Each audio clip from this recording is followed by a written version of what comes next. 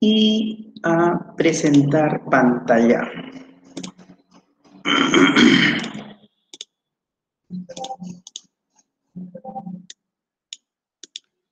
Indíquenme, por favor, si se ve con claridad la pantalla.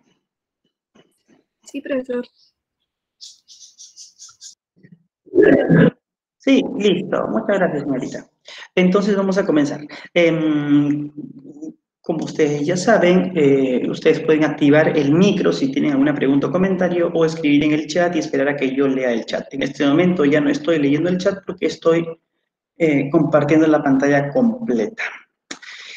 Bien, filosofía del siglo XIX, veremos el positivismo de Comte, el materialismo histórico de Marx y el vitalismo de Nietzsche. Como esta clase es dividida en 2 sesiones, hoy y mañana, entonces el día de hoy vamos a ver a Comte y de repente a Marx. Si no logramos ver Marx, entonces ya lo veremos con Nietzsche mañana.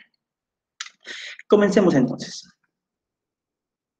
El positivismo es una corriente filosófica que se desarrolla en el siglo XIX. Proviene de la voz positivo, que hace referencia a lo cierto, a lo útil, a lo real. El positivismo, por lo tanto, es la corriente filosófica que considera que los hechos del mundo, los hechos físicos, los hechos que acaecen, es el único mundo real. Por lo tanto, la ciencia que estudia los hechos es el único conocimiento válido. En ese sentido, todo lo que no es hecho, es decir, todo lo que es metafísica, todo lo que está más allá de lo físico, entonces será rechazado. Hay una confianza del progreso social debido al avance de la ciencia. El positivismo fue una corriente filosófica que fue representada por importantes autores, como Henry de Saint-Simon, John Stuart Mill, Herbert Spencer, Auguste Comte. Nosotros el día de hoy tan solo vamos a abordar al último de ellos, Auguste Comte.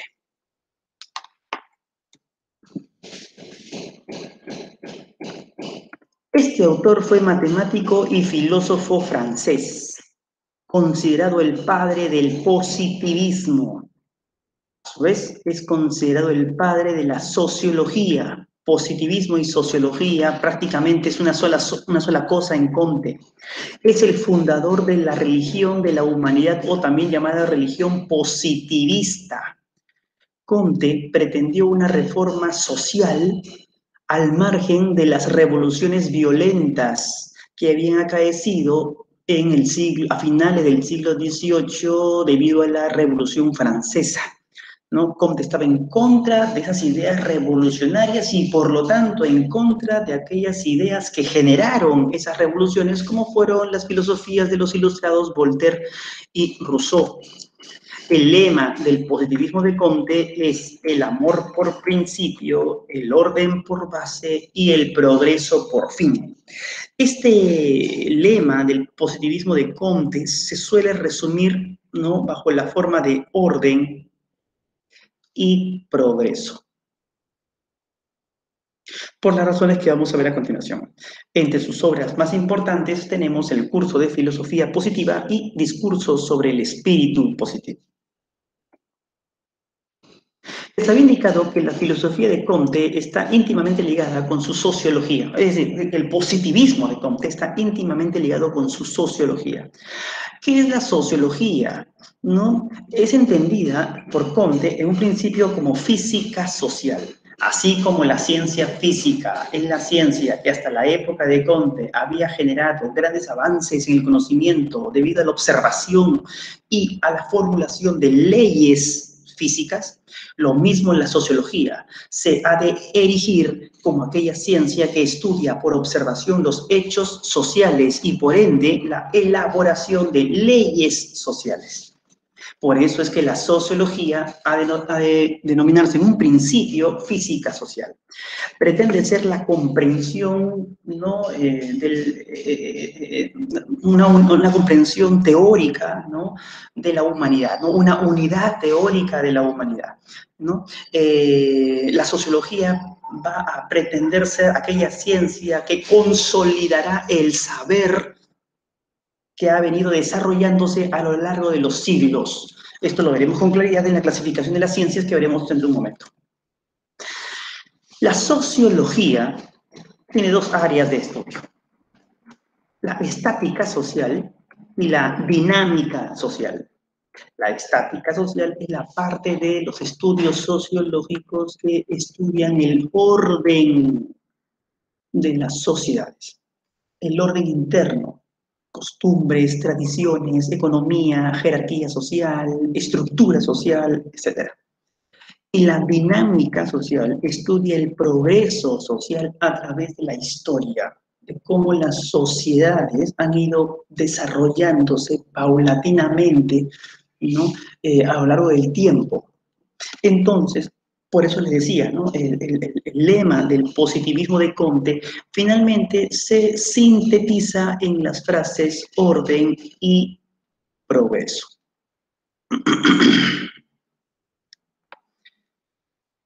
La sociología, además, se basa en dos principios: la ley de los tres estadios y la clasificación de las ciencias. La ley de los tres estadios o tres momentos, o ley de las tres fases, o ley de los tres periodos. La palabra es estadio, no es estadio. La palabra estadio es un error. La palabra es estadio. Esta ley de los tres estadios pretende describir el desarrollo del pensamiento individual y social de la humanidad. Toda ley es una descripción de hechos que acaecen de modo regular. La ley de los tres estadios es la descripción de un hecho social que acaece regularmente. Este hecho social es el desarrollo del pensamiento. Esta ley de los tres estadios o tres momentos o tres fases nos dice que el pensamiento humano pasa por tres momentos. El estadio teológico, en donde las sociedades intentan comprender el mundo a partir de la fe, la creencia, los mitos, la religiosidad, lo místico.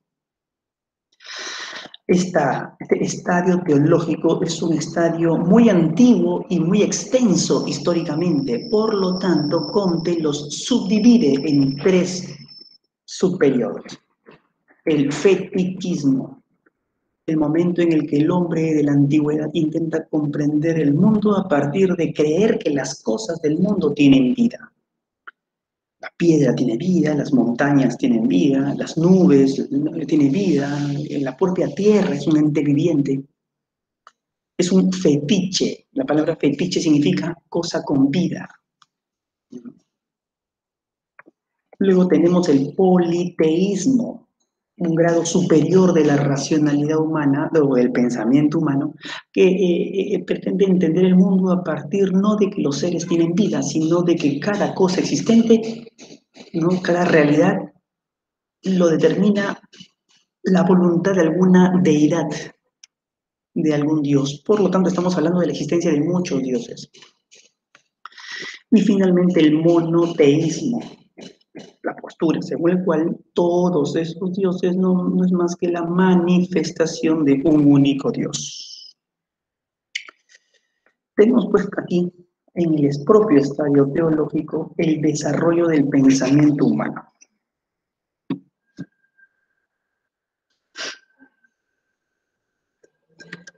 El estadio teológico es el primer estadio o periodo de este desarrollo humano. Luego aparece el estadio metafísico, en donde el hombre intenta comprender todo cuanto existe a partir de la razón, del raciocinio, de la razón especulativa. Aparecen los filósofos como Tales, por ejemplo, que va a sostener que el agua es el principio de todo cuanto existe, o Parménides, quien dirá el ser, o Platón, que dirá las ideas, ¿no? O Aristóteles, las sustancias, o Hegel, la razón universal o idea universal. Es el estadio en donde el pensamiento humano comprende o intenta comprender el mundo de modo especulativo, ya no amparándose en los dioses. Y finalmente, el estadio positivo, estadio en donde es la observación y sobre todo la experimentación las que permiten generar leyes científicas y teorías científicas con el fin de explicar en la medida de lo posible lo que se observa. Este estadio positivo o estadio científico es el último estadio en el desarrollo del pensamiento. Tenemos entonces un progreso en la forma de comprender la realidad que ha pasado de los mitos hacia la filosofía, hacia la ciencia.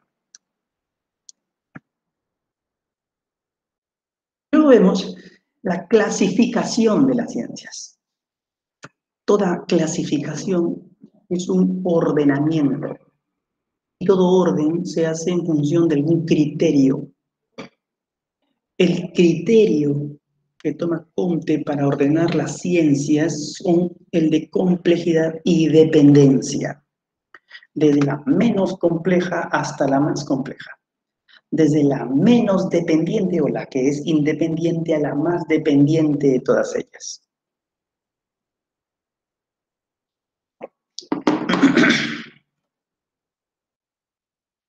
Coloca en la base de esta clasificación a las matemáticas.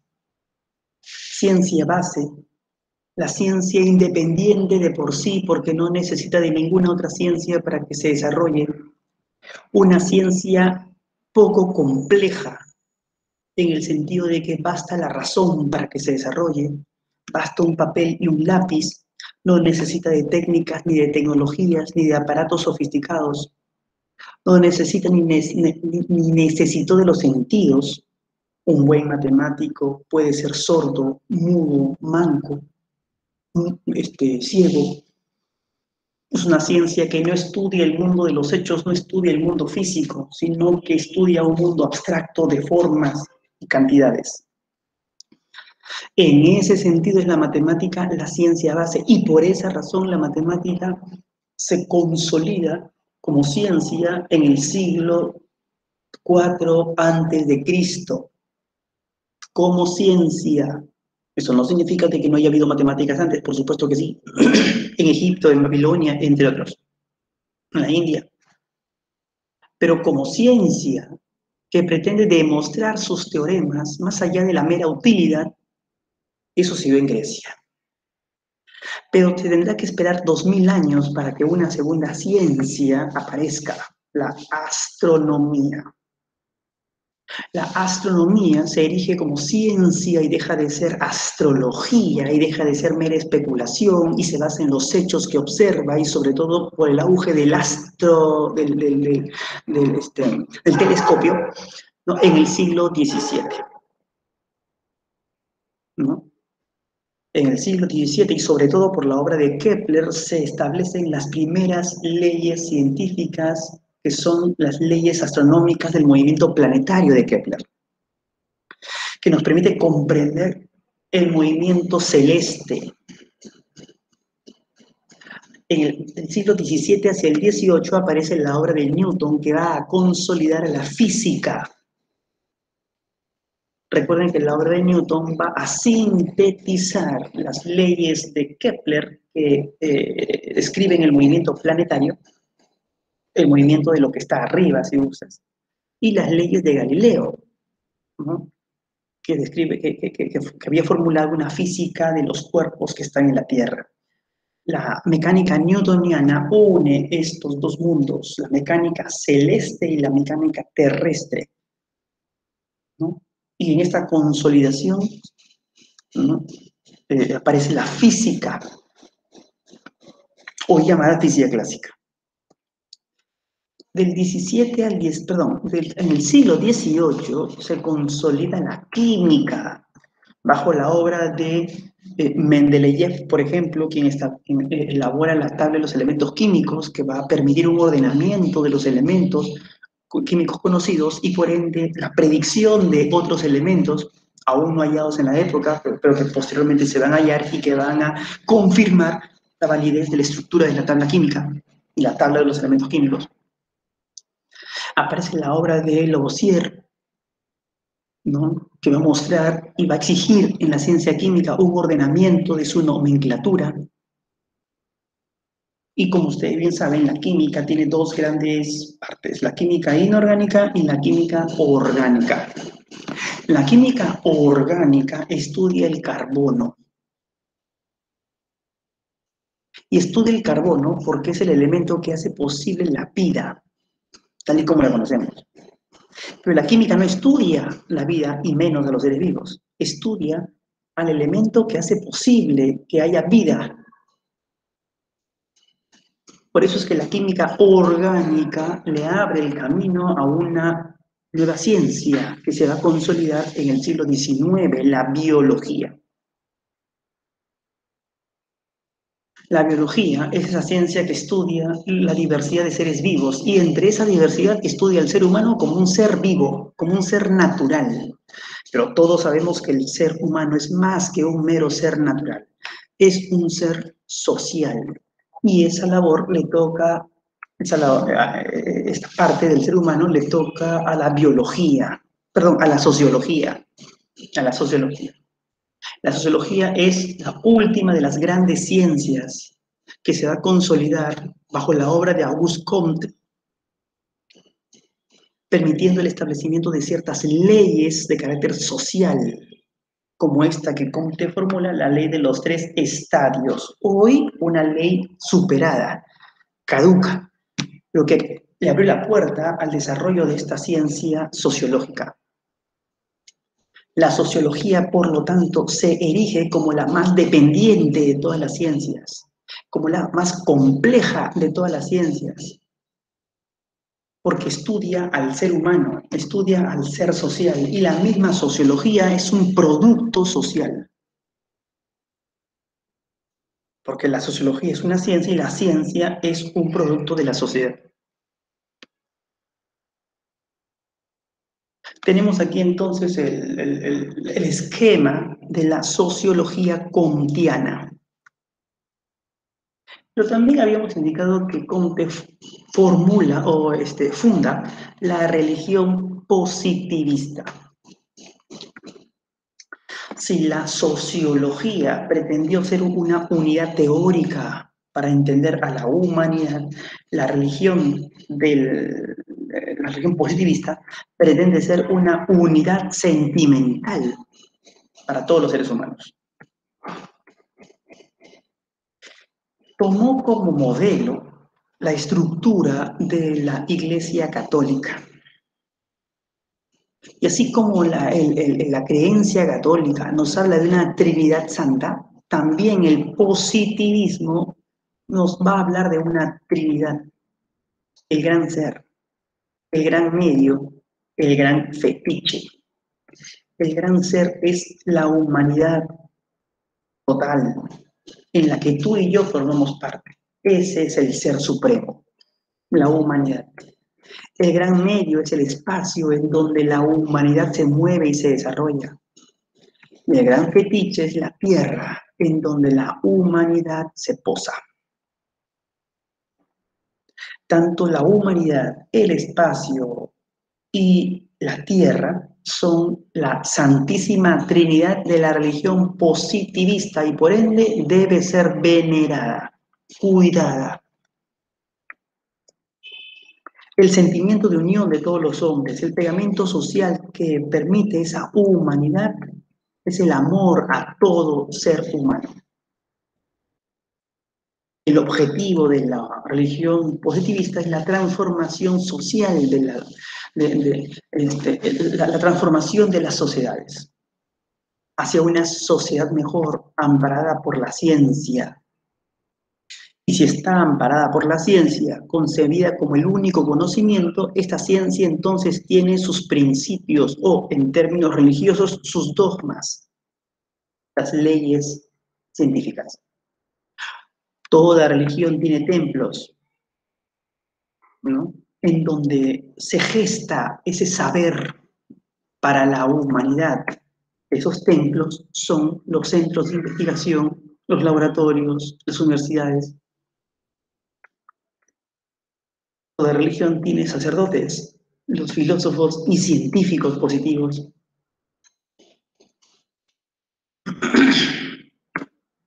Entonces, como ustedes se dan cuenta, el positivismo de Comte intenta, pues, una comprensión teórica a partir de su sociología y una comprensión emotiva a partir de su religión. Todo esto hace que Comte pretenda transformar la sociedad emocionalmente y teóricamente. Bien, entonces hasta aquí me detengo momentáneamente. ¿Alguna pregunta? ¿Algo que no se haya comprendido? ¿Todo claro? Estoy viendo el chat en este momento.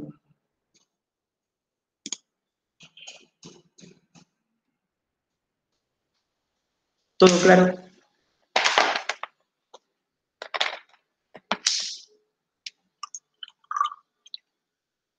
Bien, Sandro. Listo. Continuamos entonces. Listo, Alexia. Muchas gracias.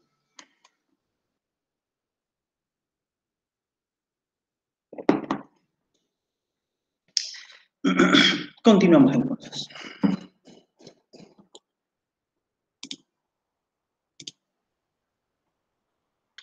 El autor que nos toca abordar ahora es Karl Marx. Filósofo, historiador, economista, sociólogo y político alemán.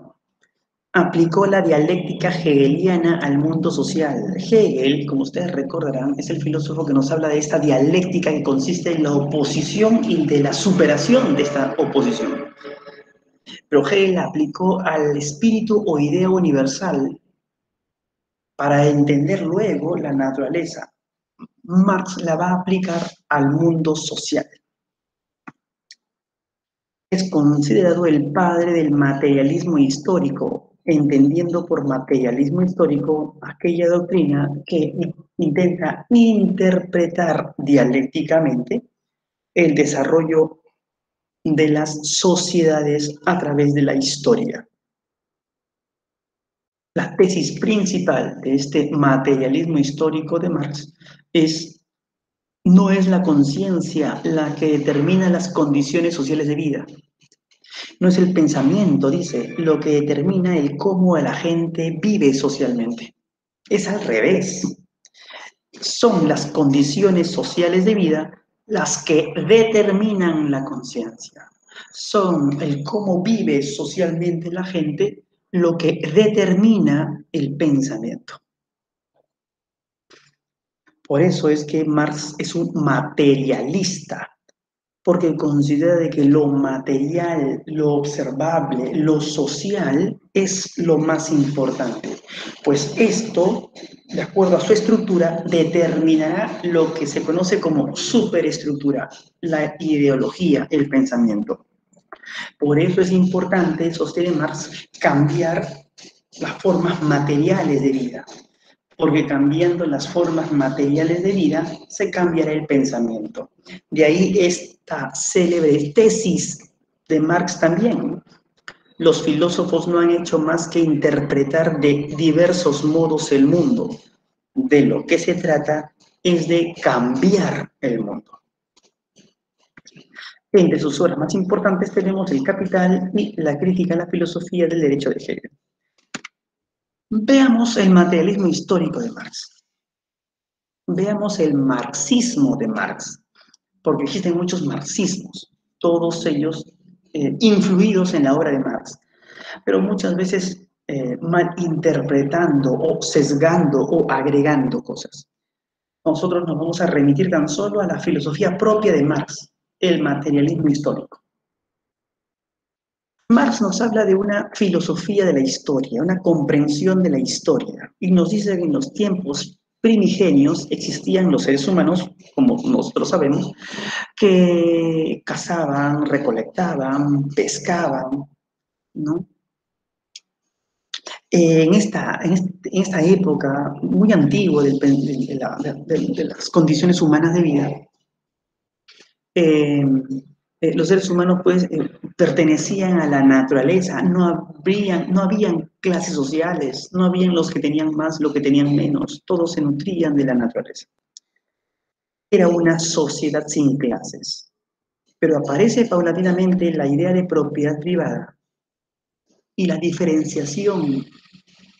Aparecen paulatinamente aquellos que tienen más, que tienen menos. Aparece, por lo tanto, la competencia y el conflicto, y tras el conflicto las guerras, y tras las guerras los vencedores y los vencidos. Aparecerán entonces los amos y los esclavos. Y entre amos y esclavos aparecerán una serie de grupos sociales, generándose paulatinamente lo que Marx va a llamar esclavismo o sociedad esclavista de producción, en donde hay muchas clases sociales. Aquí menciono algunas, estando en la cima los amos y en la parte baja los esclavos, aquellos que poseen y los desposeídos. Pero como hay distinción de clase, hay conflictos de clase entre los que tienen más y menos privilegios. Hay conflictos de clase. Y tal y como Hegel nos había explicado, cuando hay oposición y conflicto, hay una resolución de ese conflicto y por ende hay un progreso, hay una nueva forma de estructura. Estos conflictos de clase van a generar un nuevo modo de producción, el feudalismo. Pero este feudalismo, si bien es otra forma de organización social, también generará otras clases sociales. En la cima, los señores feudales, los dueños de los feudos o de las tierras. Luego aparecerán una serie de otras clases sociales y en la parte más baja los siervos, aquellos que sirven en las tierras de los señores feudales. Son clases sociales distintas a las anteriores, pero son clases sociales finalmente y por ende tienen privilegios de clase. De aquellos que tienen más y tienen menos. Y por ende hay conflictos, oposición. Y tal y como ya hemos aprendido, cuando hay conflictos hay una nueva resolución, una nueva organización social. La última de las grandes revoluciones fue la Revolución Francesa, que hizo caer las monarquías y que hizo surgir las repúblicas, sumado a la Revolución Industrial que Inglaterra se está dando en pleno siglo XVIII hacia el XIX.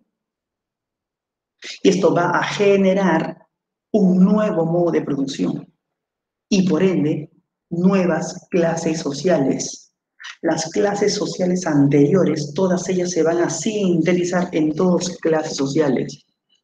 Los capitalistas o burgueses, que son aquellos que tienen los bienes, son aquellos que poseen el capital, y los proletarios, aquellos que no poseen capital, pero que poseen algo que los capitalistas necesitan, fuerza de trabajo, ¿no? Los proletarios son los poseedores de las fuerzas de trabajo. Y, nuevamente, hay clases sociales, dos básicamente, capitalistas y proletarios, dueños de las fábricas y los trabajadores de las fábricas. Y también hay oposición entre estas dos. Y tal y como hemos aprendido, la historia nos demuestra que generará una nueva forma de producción que Marx avisora o predice. Esa nueva forma de producción que ha de aparecer a futuro ha de ser el comunismo. Pero como solamente hay dos clases sociales, entonces la síntesis hará que ya no haya clases sociales. Ya no haya diferenciación de clases. Un sistema de producción en donde habrá igualdad de oportunidades para todos y donde desaparecerá el aparato estatal. Desaparecerá las jerarquías que conforman el aparato estatal. Desaparecerá paulatinamente el Estado. No desaparecerá la sociedad, ojo, sino el aparato que hace posible la dirigencia de la sociedad, es decir, el Estado. Tenemos entonces aquí a los distintos modos de producción que a lo largo de la historia han sido generados debido a la lucha de clases. Por eso Marx dice, la historia es la historia de la lucha de clases. Y como lucha de clases ha habido en el esclavismo, en el feudalismo y en el capitalismo, entonces la historia es justamente ese lapso de tiempo. No ha habido historia en el comunismo, porque no había clases sociales, ni en el comunismo primitivo, ni en el comunismo científico, como le llamó Marx. La historia es la historia de la lucha de clases. Y como se dan cuenta, es una búsqueda de la libertad. Porque en el capitalismo los hombres son libres. Y esa libertad ha sido lograda a costa de revoluciones, conflictos, guerras. Ahora falta el logro de la igualdad. Porque en el capitalismo no hay igualdad. Se logró la libertad, pero no la igualdad. Y una libertad a medias. Porque si hay distinciones de clase, entonces hay aquellos que, si bien tienen la libertad de desear poseer algún bien, no tienen el capital para lograr poseerlo.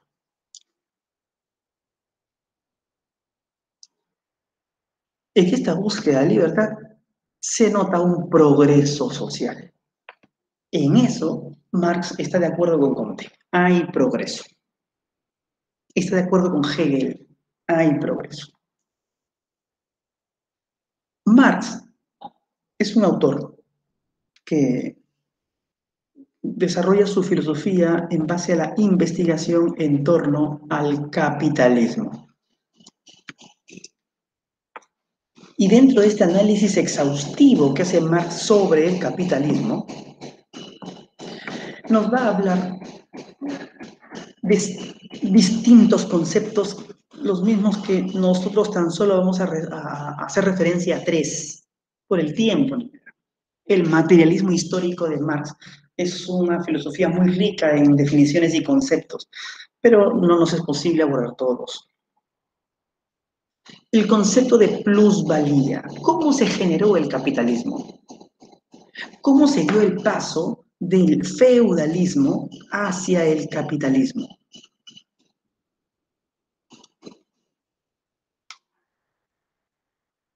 Paulatinamente, ¿no? Este paso del feudalismo hacia el capitalismo fue generado debido a la crisis interna producto de la desigualdad que existía entre las clases sociales. El paso del feudalismo hacia el capitalismo fue una revolución de los burgueses, porque burgueses existían en la última fase de la época feudal, pero que no tenían el poder a pesar de que tenían el dinero, porque el poder estaba en manos de la monarquía.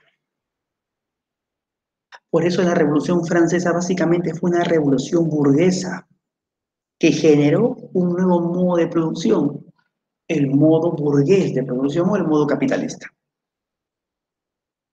En este nuevo modo de producción, en el capitalismo, es la burguesía no solamente la que tiene el capital o el dinero, si gustas, sino también tiene el poder.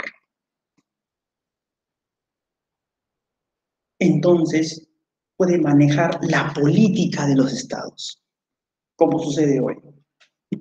En la época feudal, la burguesía no podía manejar la política de los estados.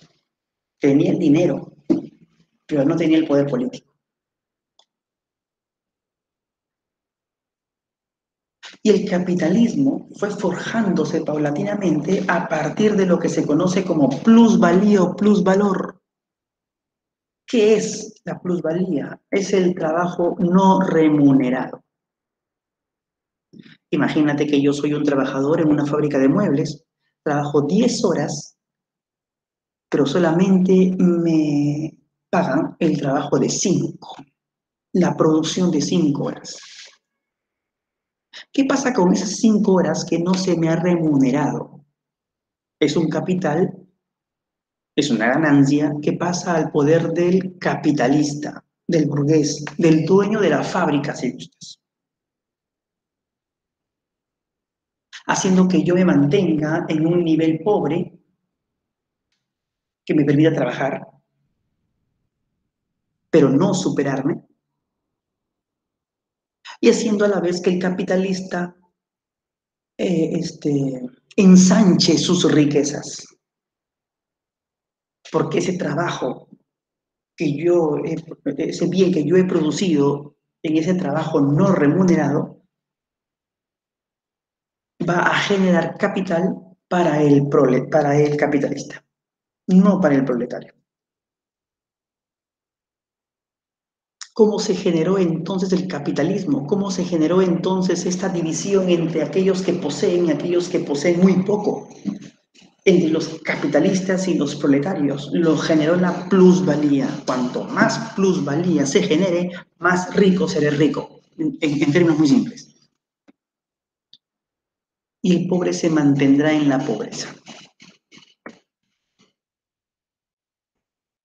En el capitalismo también aparece lo que Marx llama alienación del hombre. Alien es una palabra, ¿no?, que significa extraño.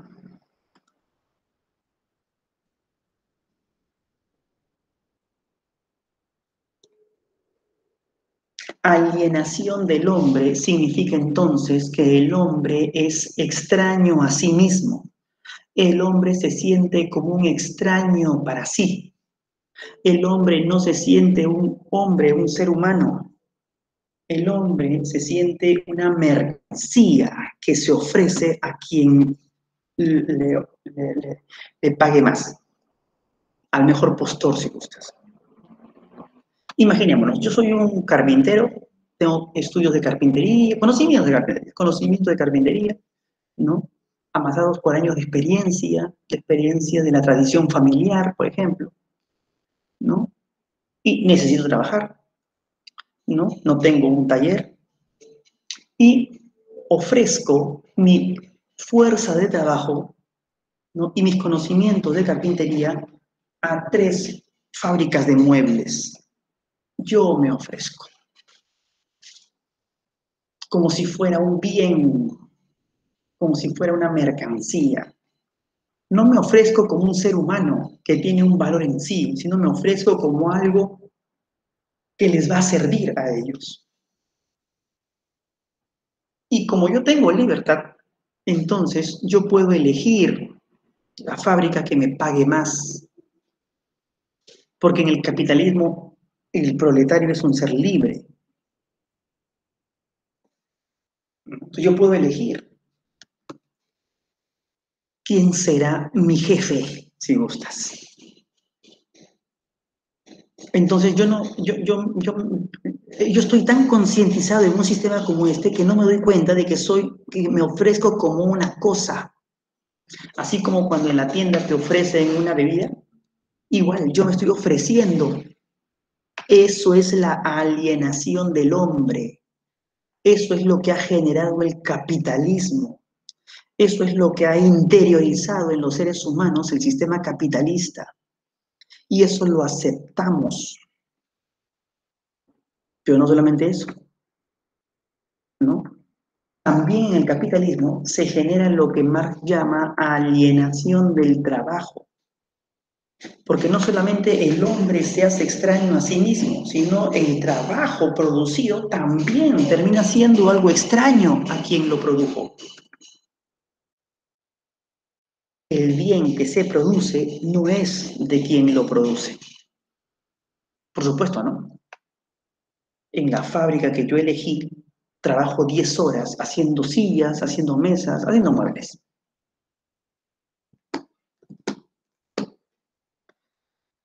Al final de la jornada, los muebles están terminados.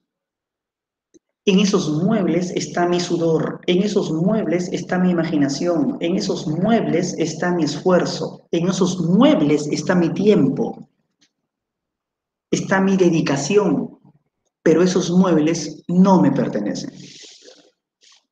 Esos muebles le pertenece al capitalista, le pertenece a quien no trabajó, a quien no sudó, a quien solamente puso el dinero, a quien solamente puso las máquinas. Él no trabajó. En el capitalismo, el bien le pertenece a aquel que no hizo el bien. Eso es alienación del trabajo.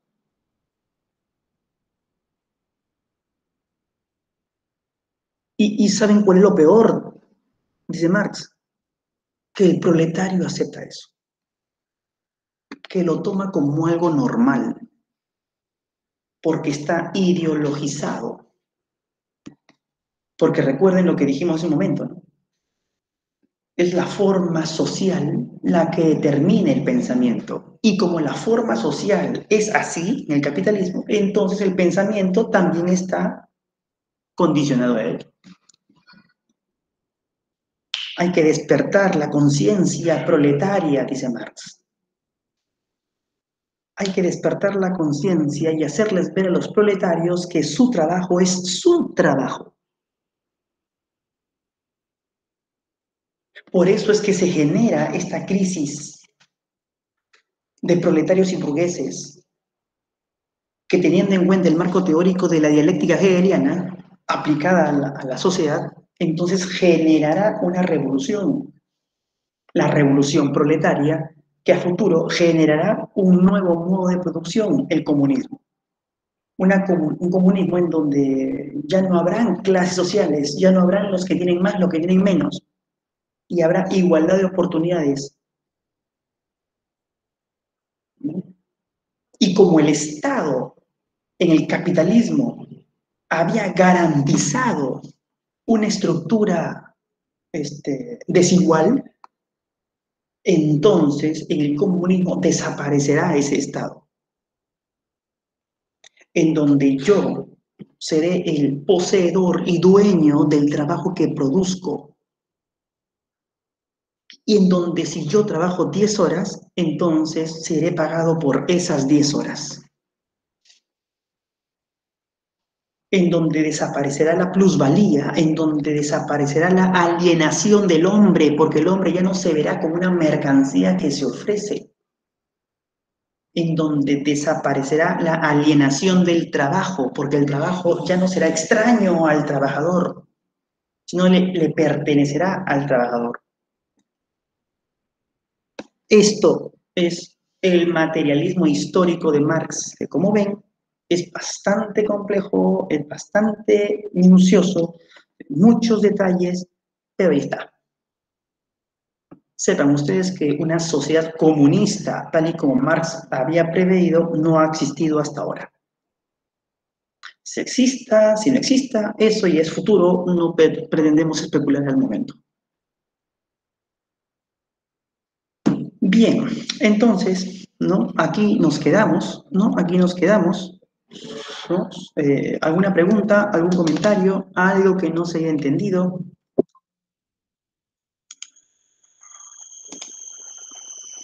¿Todo claro? Entonces, en el caso de Marx, lo del tema de la filosofía no es aquel que habla tanto sobre ello, sino más que nada la emplea en la vida realidad o la lleva a cabo. Perdón, ¿puedes repetir lo que tu pregunta? No te entendí bien. Para Marx, la filosofía en sí no sería tanto, por así decir, de boca, sino de hechos. Sí, más o menos así, efectivamente, ¿no? Efectivamente. Los filósofos, decía Marx, han pensado el mundo, han reflexionado el mundo, han contemplado teóricamente el mundo, pero no han tratado de cambiar el mundo, ¿no? En cambio, Marx dice, no, la filosofía es una filosofía de acción, de cambio, de revolución, ¿no? Efectivamente, la filosofía marxista pues es una filosofía de revolución social en ese sentido también. Así es. Omar me pregunta, profe, ¿por qué no funciona el comunismo? Bueno, hay una multiplicidad de respuestas, ¿no? Unos te van a decir que el comunismo, tal y como Marx lo avisoró, no ha existido hasta el momento, ¿no? Y los comunismos que supuestamente han existido, ¿no? No siguieron el planteamiento marxista. Otros dicen, ¿no? Que en realidad Marx se equivocó en cierto modo, ¿no? O no preveyó de que el comunismo iba a ser organizado o dirigido por seres humanos también, ¿no? Por seres humanos que tienen todos los defectos de un ser humano, ¿no? Hay egoísmo, hay competencia y todo lo demás, ¿no?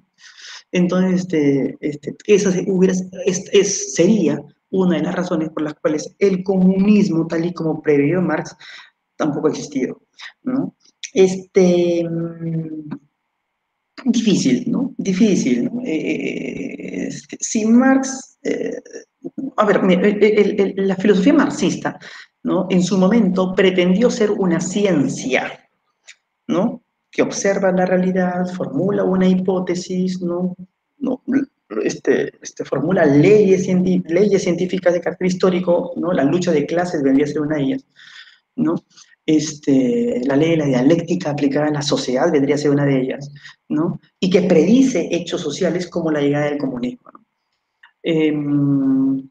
Este, pero al día de hoy, ¿no? Ya no se la concibe tanto como una ciencia, sino como un planteamiento filosófico interesante, un planteamiento potente, ¿no?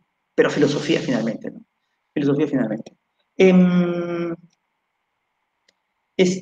Ahora, sepan ustedes que Marx habló muy poco del comunismo en su obra. Si mal no me equivoco, en la propia obra El Capital, que es una obra voluminosa, de 3 tomos, cada tomo es más o menos de este grosor, ¿no? En toda la obra del Capital solamente hay 2 o 3 páginas en donde habla del comunismo, no habla más.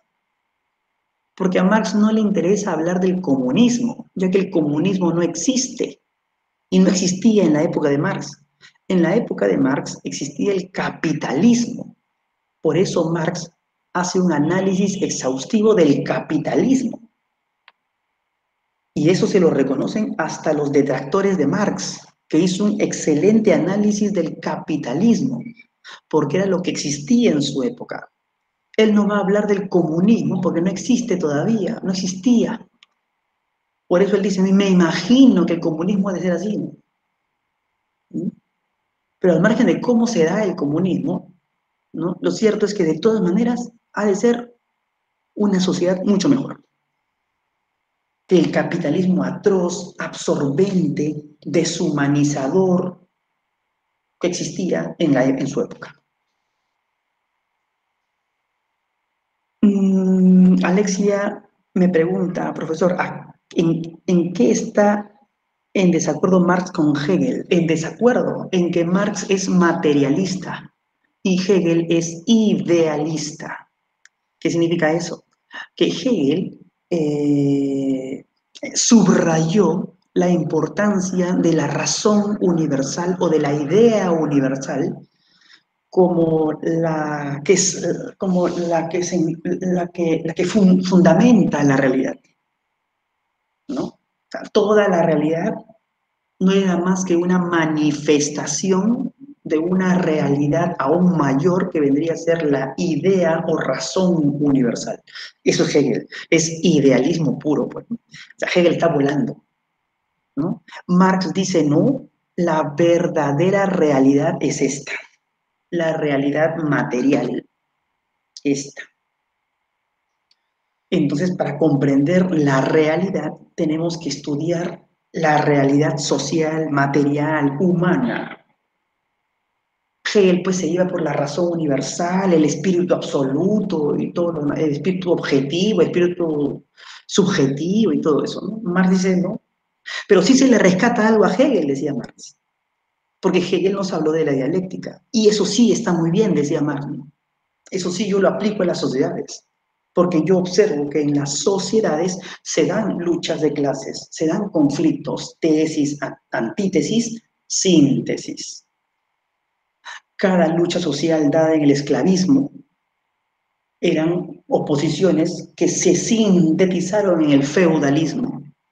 Pero luego en el feudalismo también aparecen tesis, antítesis, lucha, ¿no? Y se sintetizan en el capitalismo. Y en el capitalismo lo mismo, están los capitalistas y los proletarios, ¿no? Y que se va a sintetizar en el comunismo. Por eso me decía, pues el comunismo de todas maneras va a llegar, ¿no? Pero su análisis fue un análisis sobre el capitalismo. Así es, así es. Bien. Profesor, Listo. Dime. entonces para un materialista, ¿todo sería materia o manifestación de materia? Así es, sí, sí, sí. Para un materialista, la verdadera realidad es la realidad material. Y si en esta realidad, y si en esta realidad se dan los hechos sociales, entonces los hechos sociales son lo más importante. Pero entonces sí o sí sería la materia o la manifestación de la materia. ¿Perdón, cómo? Sí o sí sería la materia o la manifestación de la materia. No, la materia no se manifestaría porque la materia ya es materia. Es como decir que la realidad es la manifestación de la realidad, ¿no? Marte diría, no, la realidad no se manifiesta en la realidad, porque la realidad ya es realidad. La manifestación es siempre la manifestación de algo que no se muestra como tal, ¿no? Por ejemplo, ¿no? Voy a suponer un ejemplo muy trivial. En este momento yo me manifiesto como tu profesor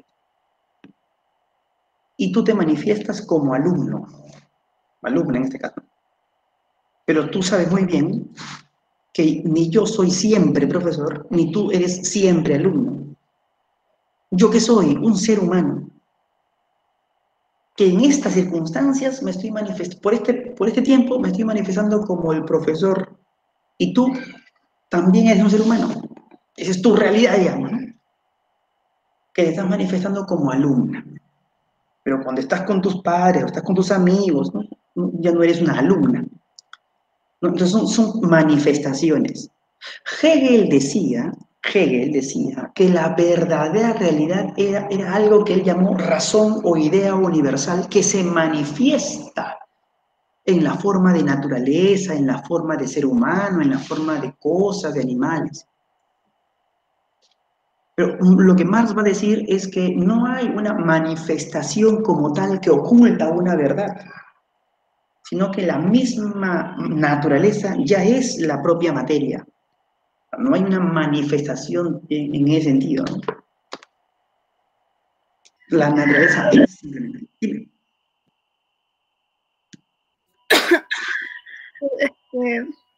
Podría entonces existir, porque más o menos leí una vez sobre esto, que era sobre si podría existir un pensamiento sin la base material del cerebro, en ese caso. Ya, Marx O, diría que no, pues, ¿no? Marx diría que no, pues no todo pensamiento tiene que tener algo material que lo soporte, ¿no? Y ese soporte tendría que ser el cerebro, ¿no?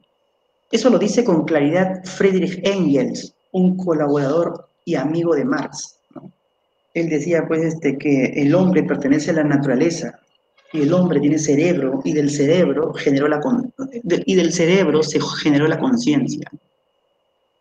Y un autor, Ludwig Feuerbach, un poco anterior a Marx, decía que así como el hígado genera bilis, el cerebro genera conciencia. Entonces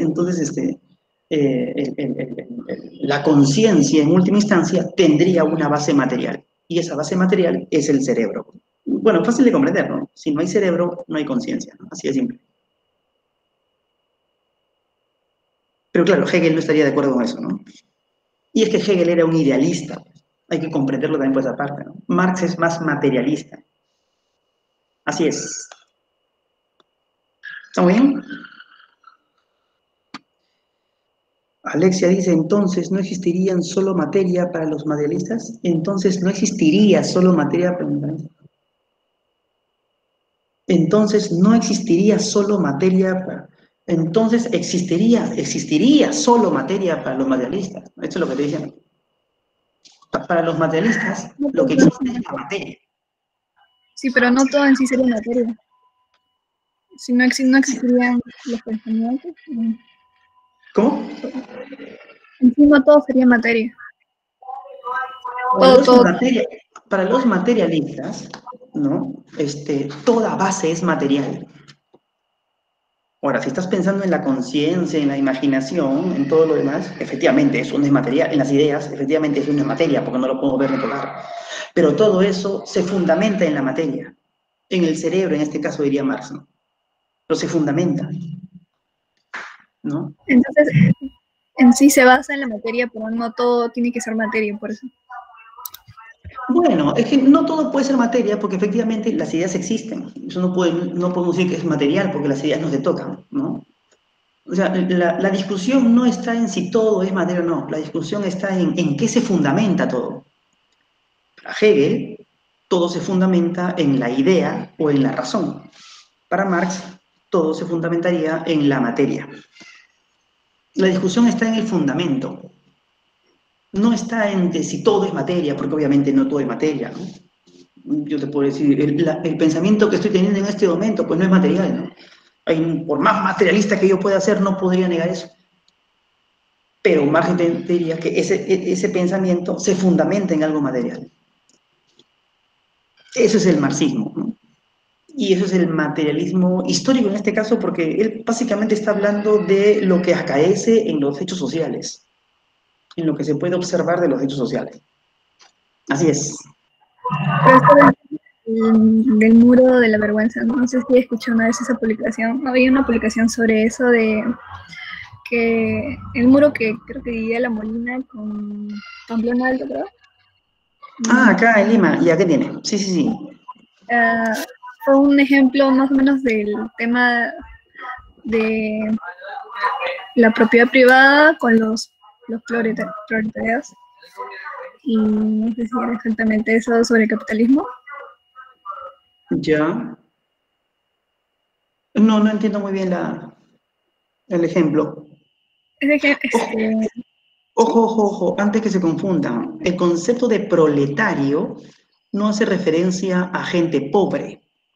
El concepto de proletario hace referencia a trabajador asalariado.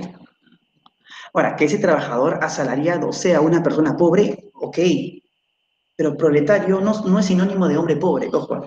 Proletario significa hombre a sueldo o trabajador a sueldo. Solamente esa tingencia para que no se confunda. Ah, no, sí, sí.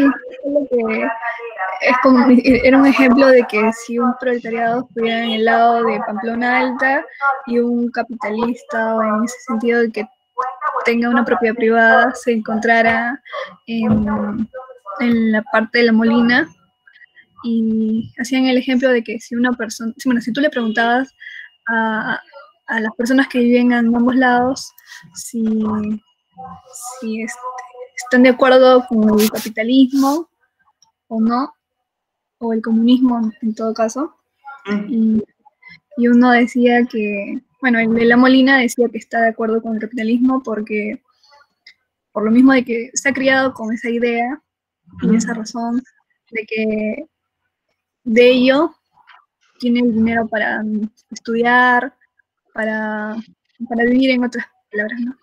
Pero si le preguntabas a la persona que estaba al otro lado del muro, que se encontraba viviendo en Pamplona, pues le iba a decir que estaba a favor del comunismo porque ellos son los que erradican o se quieren encargar de erradicar el, el capitalismo. Entonces, ¿por qué? Entonces, más que nada, la pregunta es, ¿la diferencia de pensamientos se haría por su lugar de origen o por algo así? Claro, sí, te entiendo, ya te entiendo. Eso es lo que, eso es esta tesis marxista, pues. Esta que estoy remarcando a continuación. ¿no? Sobre todo esta, la parte segunda, esta, ¿no? Son las conciencias sociales, son las condiciones sociales de vida las que determinan la conciencia.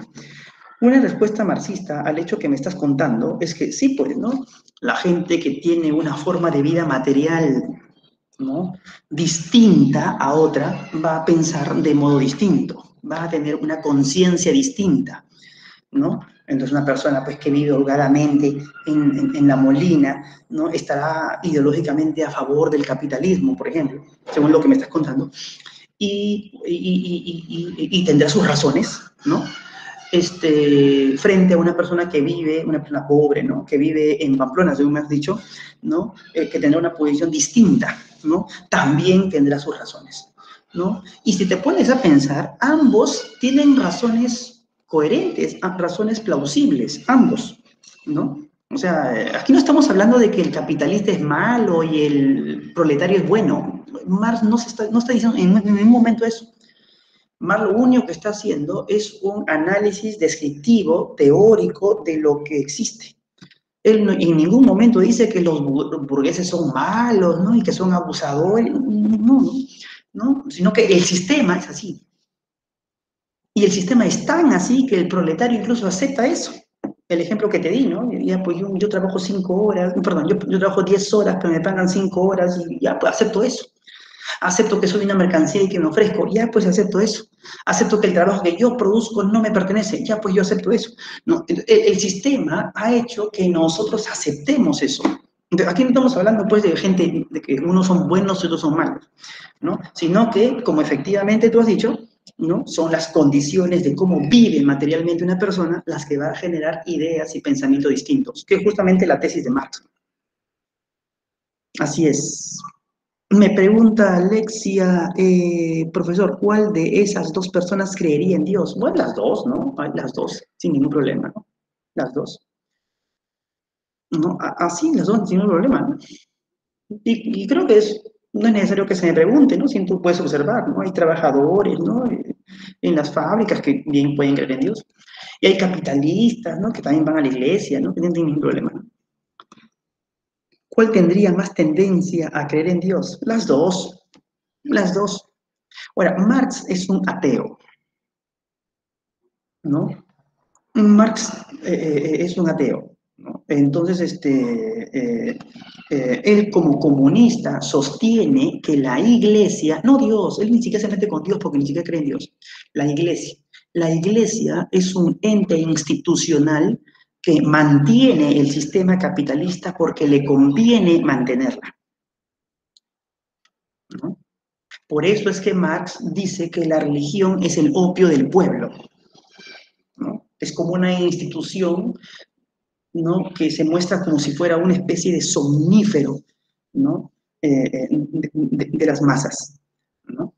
Pero Marx no se mete con Dios, Marx se va contra la iglesia, eso sí, porque repito, considera que la iglesia sí es un ente importantísimo en la consolidación y en la continuación del capitalismo. Entonces, si se piensa derrocar al capitalismo, se tiene que derrocar también a la iglesia. ¿Ok? Así es. Omar me dice, profe, ¿cómo se llamaría a alguien que cree en Dios pero no en una religión? No sé, ¿un religioso? ¿Será religioso? Sí, bueno, claro, te entiendo. Una cosa es la religión y otra cosa es la religiosidad, ¿no?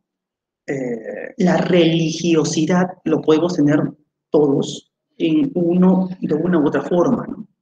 En cambio, la religión ya es una cosa más institucionalizada. Hay gente que cree en Dios, pero no es ni católico, ni adventista, ni cristiano, ni musulmán, ni budista, ni nada de eso, ¿no? Él tiene su propia religiosidad, su propia forma de creer en Dios, ¿no? Nietzsche, autor que vamos a ver la próxima semana, se burlaría de eso y diría algo así como, ya ven, o sea, ya la gente ya hace lo que quiere con la religión, cree en lo que quiere, pues, ¿no? Dios ha muerto, dice Nietzsche, por eso. Ya la gente cree lo que quiere, ya no cree en ninguna religión y ahora se crea su propia religiosidad. Está muy bien, ¿no? Está muy bien, pero ya es un síntoma, pues, de crisis, ¿no? Es un síntoma de crisis de religión en nuestra época. Y así hay muchos, ¿eh? Bueno, entonces, no, ya son la 1:30, aquí nos quedamos entonces, la próxima semana, no, perdón, mañana continuamos con Nietzsche. Listo, entonces nos detenemos aquí, dejo de grabar.